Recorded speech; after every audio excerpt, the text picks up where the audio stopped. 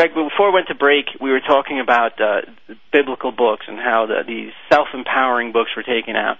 And I do notice that in the New Testament, and you have Jesus walking around and doing his ministry, there are hints at it, but they're subtle messages that are easy to skip along. There are very self-empowering terms there, but people, because the other books aren't there, because the other seeds haven't been planted there, kind of skip over them. Sure. You know what I mean?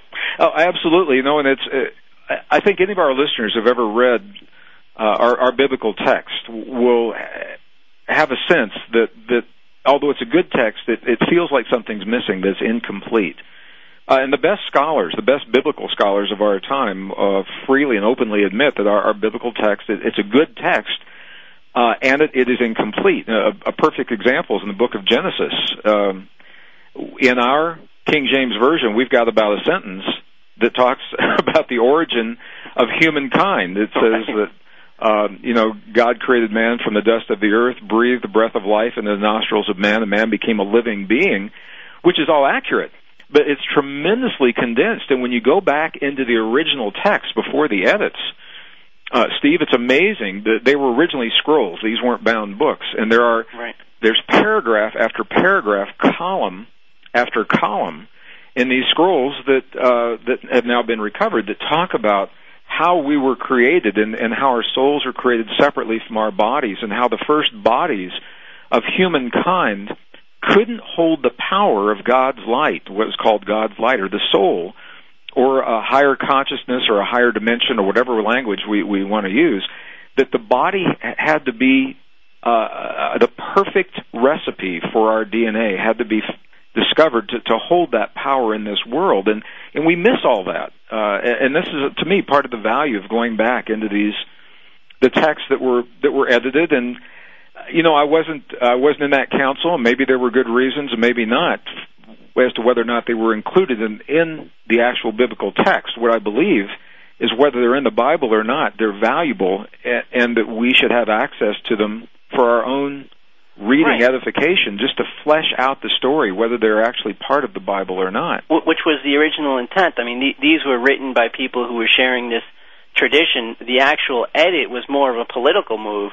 The fact that it was a council, tells you that it was a political move, and it took away, the edit served its purpose, but the original intent was just to share this wisdom. It was a council. It was a largely male council and a male-dominated religion. It was a new religion that they were trying to really bring the world into this single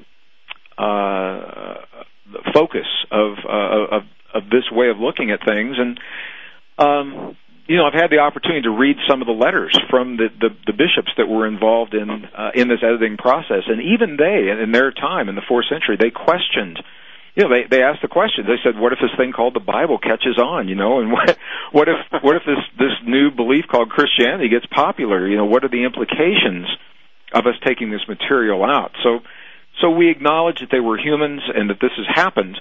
Now, the question you asked right after the break was, even in the New Testament, which is also good and also incomplete, when we go back into some of the other documents, such as the Gospel of Thomas, which we find, I've actually been to Egypt and seen the original manuscript, and it's a beautiful manuscript written largely in Greek, in Old Greek.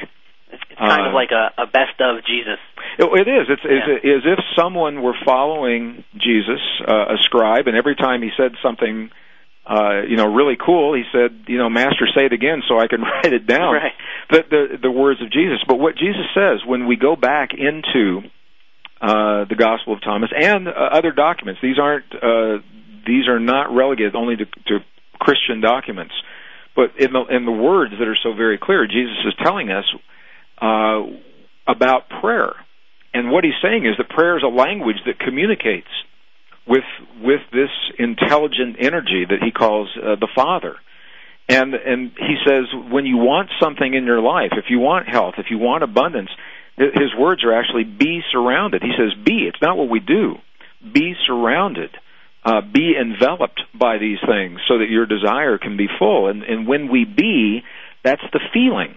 as if our healing has already happened, or the feeling as if our abundance, our spiritual, our material abundance is already there, or the feeling as if peace has already happened in our world. And what we now know, people say, well, this is subject to interpretation, it's very subjective, and I would agree as a scientist.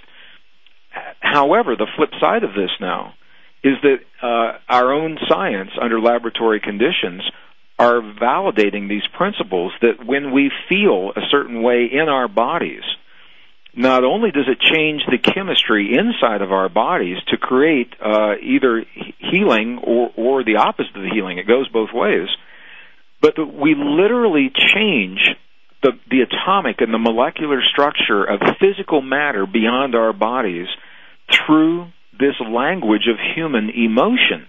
And this is just an awesome realization. I'm surprised it hasn't made the cover of Time magazine and CNN, but I'm also not surprised because the discoveries, Steve, they're shared in such complex scientific language a lot of people just don't understand, what these experiments are actually showing.